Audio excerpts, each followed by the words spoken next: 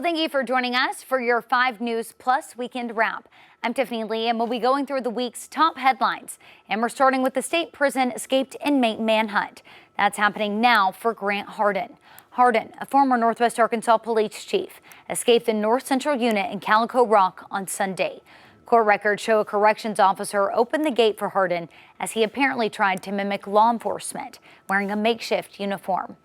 Local, state, and federal agencies have been on the search ever since. We did get an update from the Department of Corrections this week. They couldn't answer a lot of questions about specifics in the search, but they did confirm that there are no new credible leads, but say that they are still following every tip that comes in.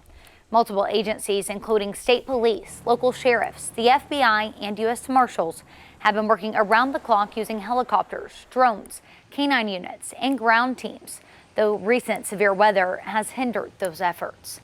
The search zone has now expanded beyond the prison's immediate surroundings. While there's been no confirmed sighting, authorities believe that he may still be in the region, possibly hiding in barns, caves, or abandoned structures. Champion said that the terrain in the area creates a challenge. I think the issue that we're running into is having too many people in one place at one time. There's a lot of places where it's very narrow to get in and it's very narrow to get out. And we've had a couple instances I know during this search where it's been hard we have too many people in one place and units are on top of each other trying to get in and out. When asked about the makeshift uniform Harden was wearing when he escaped, Champion clarified that it was a uniform made to look like law enforcement, not a corrections officer, as sometimes they have local police in the facility. The FBI announced a $20,000 reward is being offered for information that leads to the capture of Harden. Well, the Benton County Sheriff's Office says Harden has strong local ties. We took a closer look at his past and criminal history. Grant Harden has a history in law enforcement, once serving as a police chief, constable, and correctional officer. But his connection to Benton County took a much darker turn years ago. Here's a look back at his criminal history. Harden was first arrested in 2017, accused of killing 59-year-old James Appleton, a man he'd crossed paths with through city government. Investigators say Harden pulled up beside Appleton on a rural road near Garfield, shot him in the head, and sped off. Police later found physical evidence in Harden's vehicle tying him to the crime. Harden pleaded guilty to first-degree murder and was sentenced to 30 years in prison. At the time, Benton County prosecuting attorney Nathan Smith told 5 News the motive was unclear. There is no doubt that Grant Harden murdered James Appleton in cold blood. There is no doubt that that happened. I think the why of it happened, only Grant knows that, and he lacked the courage to say it.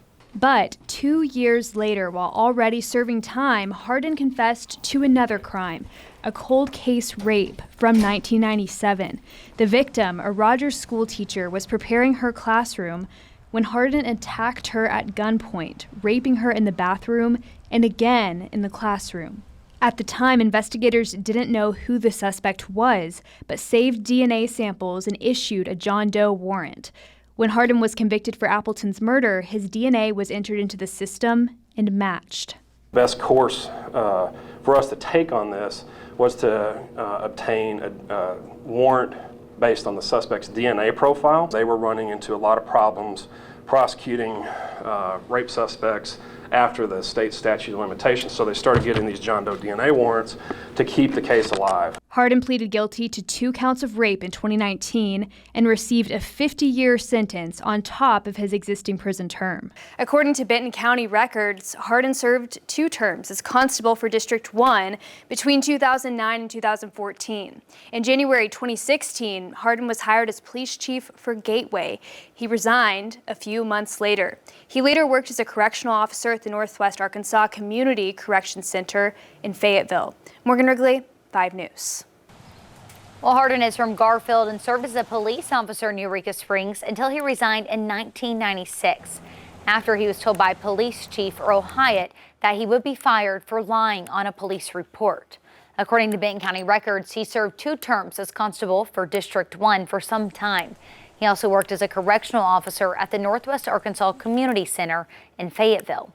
He was hired as police chief in Gateway in 2016, which is a small town between Bentonville and Eureka Springs. Harden was sentenced to 30 years for murder and 50 years for rape. Convictions that brought long-awaited justice to the two victims' families whose fears have now been reignited. The former chief says that his conviction in 2017 was not a shock. We've also been taking a look at Grant Harden's background as a police officer before his arrest. Harden's roots run deep through Northwest Arkansas, from Garfield to Gateway to Eureka Springs, like we mentioned, where he used to work in law enforcement. We spoke with that former chief in Eureka Springs who said that Harden should have never been an officer. One of the things that the justice system is supposed to give them is closure, right? And when he has escaped from prison, my thought just goes to the reopening of all those wounds. It was tragic, but not surprising. He was just always a very violent, I guess, excessive person, and had a really bad temper. Anyone who sees Harden or has information is urged to contact law enforcement. Police say if you see him, do not approach and call immediately. Well, as the manhunt for Harden has gained national attention, many across the country are wanting to know more about the efforts that it takes to track fugitives down. We found an international security consultant with more than 4 decades of experience in security and law enforcement. He says an extensive background in law enforcement makes Harden that much more cunning and dangerous, and it's likely how he has been able to stay hidden for so long. He believes this escape took meticulous planning, but also a substantial amount of chance and luck to get this far. Grant Harden's escape from North Central Unit in Calico Rock has Arkansans asking how it could happen. This is really a unique case where you can tell there was a lot of forethought and pre-planning that went into this because of his method of escape. Carl De La Guerra, an international security consultant with 46 years of experience in law enforcement, says movement equals danger. Authorities say that's something Harden understands because of his police background. He would also know what the standard operating procedures are for the law enforcement agencies in the area, both local, state, and federal, are going to be utilized against him to capture him in this manhunt. That's why De La Guerra believes Harden is likely still hiding in some of the rugged terrain outside of the prison, but he says it's only a matter of time before Harden is captured. There's a mathematical formula where you would know exactly how far someone can move on foot. So that's a perimeter that has been set up. More than likely, multiple perimeters have been set up in the area. And then it's just a meticulous search through all that area there to look for areas where the size of one man could possibly be hiding. But until then, De La Guerra says he's confident law enforcement is conducting a regional investigation to find potential accomplices. There's going to be exhaustive interviews being conducted of all the relatives and all the acquaintances and friends directly related to him. So that's another part of this investigation, another part of this case that will go. Many of us think the manhunt is just getting some dogs out, some bloodhounds out, and searching the woods. It's much more complex than that. De La Guerra says that because Harden is well known in the area and due to extensive media coverage, it's likely someone would recognize him if he did get past the perimeter that's been set up by law enforcement in Calico Rock. He believes it's only a matter of time before Harden is caught. Well, on another note, Fayetteville police have arrested a 19-year-old after they say he tried to kill 2 people at Seven Hills homeless shelter on Sunday. Jaden Lemming told police that he was given a weapon and instructed to attack the 2 people. Lemming was booked into the Washington County Detention Center on a $750,000 bond under 2 charges of attempted murder. Well, Richard Copeland, the Northwest Arkansas man charged with voyeurism after allegedly putting a camera in a woman's restroom, pleads not guilty and refused to sign his arraignment papers. All this following a list of demands that he filed in court last week. The 55-year-old suspect claims his arrest and prosecution is a violation of his rights. Copeland is asking for $5 million in damages paid out in gold and silver and all seized property to be returned. Copeland is hoping to represent himself. The court has not issued any response to the filing he made as of this report. Now, his next court date is set for August 28th. You can read the full story on our website, 5newsonline.com. The founder of a Springdale-based nonprofit was back in court on Wednesday. He's facing new charges related to allegations that he stole money from donors. Jason Carney and his wife Lacey were first charged in an indictment that was filed in January. A new indictment filed this month increases the number of charges that Jason faces to 20. They're both accused of using hundreds of thousands of dollars donated to their organization to fund their personal travel and buy luxury items. Second Milk was created in 2015 with the goal of using donations to help malnourished infants in Africa. They're both set to go to trial this September. Well, an update to the case that we've been following, where 9 people are facing capital murder charges in connection to the death of Andreas Fonseca. 5 News reporter Rachel Williams was in the courtroom and tells us new developments in the case. Well, today was just a pretrial court session in these criminal cases where 10 people have been arrested. 9 suspects are facing capital murder charges, and the 10th person is facing charges of soliciting minors to join a gang. Now, most of the defendants appeared in court today via Zoom. In Judge Brad Caron's courtroom, the juvenile defendants who appeared in court today were Eileen Rocha, Jared Stills, Jordan Manajano, Manuel Rodriguez, and one suspect, Amy Manajano, did not appear via Zoom today. She did have an earlier court date and is set for another hearing on July 18th. At this time, the juveniles who appeared in court today were reset for another omnibus hearing for July 29th at 8:30 a.m. As for the adult defendants who appeared in court today, Junior Rodriguez, Jesus Rodriguez, Christopher Nicasio, Tevin Ortiz, Noel Gates is not facing capital murder charges, but instead he's facing soliciting a minor to join a gang. All defendants are being held at either the Benton County Jail or the Juvenile Detention Center. For more details on the defendants, head to our website, 5newsonline.com. Rachel Williams, 5 News.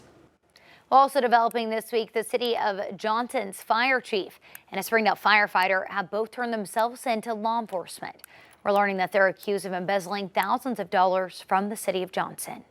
2 local firefighters are accused of a scheme that took money away from emergency services and straight into their pockets. Washington County Prosecuting Attorney Office says they took up to $15,000 and tried to hide it through payroll. Basically, for several months, the better part of the last year, Chief Wright was using payroll money to pay Brian Copeland when Brian Copeland in fact wasn't earning that money. It was discovered by other fire department members in Johnson seeing a time card with Brian Copeland's name on it and some times that they worked, and they knew Brian and they knew that he wasn't working at that time. Chance Wright, now the former Johnson fire chief, turned himself into the Washington County Sheriff's Office on Tuesday. His charges include abuse of office and theft of property, which are Class C felonies. Brian Copeland turned himself in on Wednesday on one charge of theft of property. We reached out to Springdale Fire Department regarding Copeland's employment status. Springdale Fire Chief Blake Holt gave 5 News a statement saying, in part, quote, "We are aware of the current situation and take charges against our employees seriously. He is on paid administrative leave pending an investigation into the facts of the case." If the firefighters are found guilty, they could get 10 years in prison or a fine up to $10,000. But the Washington County Prosecuting Attorney's Office says that's not enough. As part of their punishment, we're also going to seek restitution for the city of Johnson so that they're going to pay back every dime that they stole. In Washington County, covering news where you live, Rachel Williams, 5 News. Well, Pine Bluff is turning the page on its past, focusing on young people and community-driven efforts to fight crime. For decades, Pine Bluff has long been identified as a place that sees a lot of crime. But last year, city and community leaders decided that it was time for change, and the group Violence Intervention Program was born. GVI is a form of community policing that centers around the homicide pressure campaign. Do custom notifications with law enforcement, social worker, and the credible messenger and caseworkers. We go out and we say, okay, we're not coming here to arrest you, but we coming here to let you know that if you continue the violence, then there's going to be some extra pressure put on you from the GVI staff and the law enforcement. The Gun Violence Intervention Program in South Central Arkansas focuses on youth 12 to 17, and at last checked, Pine Bluff has gone more than 500 days without a juvenile homicide. Well, a mother of 3 has been missing for more than 2 weeks now. Jonelle Brandon hasn't been seen or heard from since May 15th. Maya Ellison brings us an update on the search and how the Morgan Nick Foundation is helping to bring attention to the case. We are looking for you. I want you to know that we won't stop. We will not stop. Day and night, 24 hours, we will not stop. That was Markesia MJ Johnson. It has been 15 days since she's seen her mother, Joynell Brandon. According to Pine Bluff Police, Brandon was reported missing on Tuesday, May 13th. She was last seen on University Avenue. When she left, she last had on black leggings, a black and gold blouse that's striped, vertically striped, with black Puma shoes. The family says there have been no reported sightings of Joynell since she was reported missing. THV-11 reached out to Pine Bluff Police for any updates. In a statement given to THV-11, the department says, quote, detectives are working diligently on this case, but social media users in Central and Southeast Arkansas say they want to see more action. We have to fight for missing women. They don't just simply disappear into thin air. Colleen Nick, founder and CEO of the Morgan Nick Foundation, has devoted her time to educate and support those impacted by missing persons cases for decades. They were one of the first organizations to highlight Joynell Brandon's disappearance. Last year in the state of Arkansas, the Morgan Nick Foundation had 1,500 cases of missing persons that came through here. Statistics for April from the Arkansas Department of Public Safety show 405 missing person reports. 151 of the missing are women. And that's a target population. Nick tells me to combat these numbers, the first step starts with keeping their story alive. Missing adults don't tend to get media coverage. They're just not deemed critical. There are lots of us on the outside, lots of nonprofits, lots of search and rescue groups, you guys, the media, who are highlighting these cases and bringing the importance back. She also notes that sharing information on social media helps, but be mindful of false information. People are worried, they're scared, and rumors come up, but getting back to the facts and focusing on the facts, that's what helps find missing persons. Well, an architecture and engineering contract is tentatively approved for the Franklin County prison build. Although the Arkansas State Board of Corrections approved it, it comes with stipulations. It currently ensures that it gets presented to the Arkansas Legislative Council for final approval in 2 weeks. And it gives the State Board of Corrections time to iron out some concerns ahead of that meeting. On Thursday, the Arkansas Board of Corrections reviewed a contract proposal from two agencies, HDR and Cromwell, for engineering and architecture services. The total fee could reach $57 million, 8.5% of the estimated $600 million construction cost. The board did question how much the contract would be if the project is scaled back to 1,500 to 2,000 beds instead of the planned 3,000, but the project manager said design costs would be the same. Potential cost savings for you is the construction cost on the construction side of things as opposed to the design side of things, because potentially you would have the design for a 3,000 bed facility that you may decide to build in the future. Regardless, payments would only be made as work is finished. The pay as you go. So as we start the design and start continuing to work on the design, there'll be payments as we progress. Board members also raised concerns about whether the contract allows flexibility if the building site changes. I think you're looking for 1.2.2. It's on the bottom of page 5. It says that the initial information may materially change, and in that event will appropriately adjust services schedule and budget. Well, it's been 1 year since an EF3 tornado ripped through Decatur, destroying many homes. Decatur's mayor is now declaring May as a historic month going forward. May 26 is observed to honor those who were affected by the tornado. The city of Decatur has now had 2 tornadoes in its history, one in 1937 and another in 2024. But as 5 News' Rachel Williams reports, the city is rebuilding one day at a time. A year later, after an EF3 tornado came through Decatur, residents are still rebuilding and healing. That's what those healing processes that we have to go through to get past it. And honestly, this will never pass in many regards because we'll have memories, we'll have stories. Some people really want to talk about it, some people really don't want to talk about it. So it's just a lot of healing. And healing can look different for everyone. It was very, very overwhelming. it still is to this day, just seeing what we've lost and what it looks like now. For Rita Wilkins and her family, they've had to be strong through multiple tragedies. In November 2023, their house burned down, and as they started rebuilding, the tornado came through and wiped everything out. It actually took the roof off of that and destroyed that, and then it destroyed 2 of our chicken houses we had as well. And then it destroyed all of the land, took all of our trees and everything. So we've been working on that for the past year just to try to get back fences down. Our cattle were spread everywhere. Our cattle, some of them were cut up pretty bad, but none of them died in the tornado. At Monday's event, the community came together for lunch and fellowship. Mayor Bob Tharp read the tornado proclamation and gave away trees. 100 of those trees went to the city. And then residents in the city, they said, you know, we've been getting trees all along. We want to give them to people that live out in the county that are our neighbors, our family, our friends. Mayor Tharp says they've received 100 more trees from the Walton Family Foundation earmarked for tornado victims. As I was wrapping that up and realizing that, all the trees are pretty much gone, I decided to reach out to the forestry department, and they said, hey, we got 100 trees we'll give you for this day. So everybody that was impacted by the tornado is eligible to receive a tree today. It's a seedling, but that seedling will grow to a mighty tree. The Wilkins moved into their new home in December, and through all the trials and tribulations, Rita says she and her family still have a reason to smile. The silver lining is I never thought I'd get a new house at my age, and I got a new house. I still feel like we're healing, but I feel like we are so fortunate. We are so blessed beyond words, and our community and our neighborhood is absolutely the best.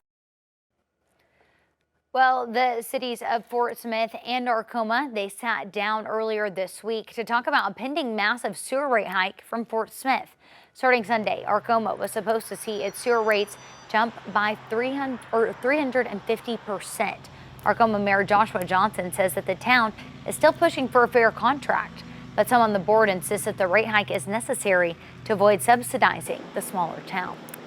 To absorb the retail rate as a municipality and then try to pass that on to our customers, along with the intrinsic cost of running any system, just as you guys have, it's untenable, and it's something not only do I believe it be inaccurate to apply to the municipality. It's not something that we could conceive a way to actually meet that obligation.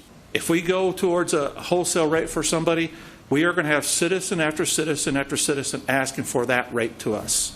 If we're going to discount for one, we discount it for all. Turning their water off is not the answer. Prosecution is not the answer, or anything else heavy-handed is not the answer. We're not going to let Arkoma down the vine. We're not going to give them so much grace that they pay nothing, so we're not going to pay their way. So it's got to be some kind of conversation where we meet middle ground. The board made a request to city staff to come back with a different sewer rate plan for Arkoma to be formally adopted by the board at a future meeting. Well, it's been a month since Governor Sarah Huckabee Sanders signed House Bill 1150 into law. As Act 624, it targets pharmacy benefit managers and how they operate here in Arkansas. Pharmacy giant CVS threatened to close its stores in Arkansas because of this law. But as Maya Ellison found out, that's still up in the air. I'm proud that Arkansas is leading on this issue. For far too long, the PBMs have been the drug middleman and frankly passed the cost on to the consumer. That was Governor Sanders back in April when she shared her support for the then newly signed House Bill 1150, now known as Act 624. Act 624 is actually a pretty relatively simple piece of legislation to explain. It just says you can't be both a price setter and a price taker. It's a law introduced to target PBMs. They sit in the middle between patient insurance and pharmacies. And they set the price of what the medicine costs. They decide which pharmacies a patient can use. Arkansas Pharmacists Association CEO John Vinson broke down the language of the law. He explains that businesses like CVS, who own their own PBM, could potentially see the impacts. Kroger has given up their PBM license and has chosen to be neutral on the legislation, versus CVS has not been, on TV commercials and in the paper and during the legislative session, they had made statements that they would have to close their pharmacies. It's a choice that's leaving many Arkansans with questions. So we reached out to CVS. They say because of the law, the state is forcing them to close 23 pharmacies and lay off more than 500 workers. That's led some to believe they're closing their doors. But in a statement shared with THV11, CVS says, quote, "We have not announced any plans to close stores, and we're evaluating any and all options we may have to keep our pharmacies open." They're giving these companies a choice. You can sell, you can divest. With Act 624 going into effect January 1st, 2026, CVS officials go on to say, quote, "Small businesses, employers, health plans, and others are going to have to pay more for prescription drugs starting next year." But Vincent says otherwise. I believe it would create jobs, it would increase the number of pharmacies, and it would increase access at lower prices for consumers. In Little Rock, Maya Ellison. Well, and that fight over drug prices and the companies who set them is heading to court in Arkansas. PBM giant CVS and Cigna Group, they're suing the state to block that new state law. Now, as we just explained, the law that passed prohibits pharmacy benefit managers from having a retail pharmacy in Arkansas. The lawsuit by CVS calls that law unconstitutional because it discriminates against out-of-state businesses. The companies claim that it will restrict patients' access and force CVS to close 23 stores and shut down Express Scripts' online pharmacy. Well, after a landmark decision this week, a billion-dollar lithium mining business in Arkansas is on the brink of moving to the next level. Well, as Maya Ellison explains, this week's ruling gives landowners living on top of the lithium deposits in southern Arkansas an idea of how much money may be coming their way. All in favor? Motion passes unanimously, 9 votes to none. That's the State Oil and Gas Commission unanimously approving what's called a royalty rate request by Standard Lithium and its business partner Equinor. It means landowners in specific counties in southwest Arkansas stand to make hundreds of dollars a month, and companies like Standard Lithium potentially millions. What is the Smackover Formation? So Smackover Formation is a geologic unit, and this is a type of sedimentary rocks. And if you could think about this, this is literally a relic of ancient sea. That's Professor Bari Hanafi from UA Little Rock. He explains how that ancient sea is full of lithium dissolved in brine. And now, Standard Lithium will pay landowners $65.05 per acre per year to get it out. That rate and other fees should mean landowners will get around $546 per acre each year. So there's water in the Smackover Formation, but the water that we have in Smackover Formation, especially in the southern part of Arkansas, there's an elevated of lithium concentration in the formation. Just take a look at this United States Geological Survey model. It shows why this figures to be huge for the Arkansas economy. From these well data, we can actually understand better about the concentration and the distribution of lithium concentration in the subsurface. A 2024 study by the Arkansas Department of Energy and Environment revealed the predicted amount of lithium located in the natural state. 19 million tons of lithium. And that potential is there, but now the lithium companies need to get it out the ground. Standard Lithium pioneered an extraction method that uses a small environmental footprint. It stands to make them a lot of money. With this direct lithium extraction, or people call it DLE, this would allow much cleaner production of lithium. And yesterday's decision clears the way to raise the scale of that extraction method. Well, thank you for watching the 5+ Weekend Wrap. While you're here on 5+, you can check out our latest newscasts and weather impact forecast on demand, along with other original content from the 5 News team. Have a great weekend.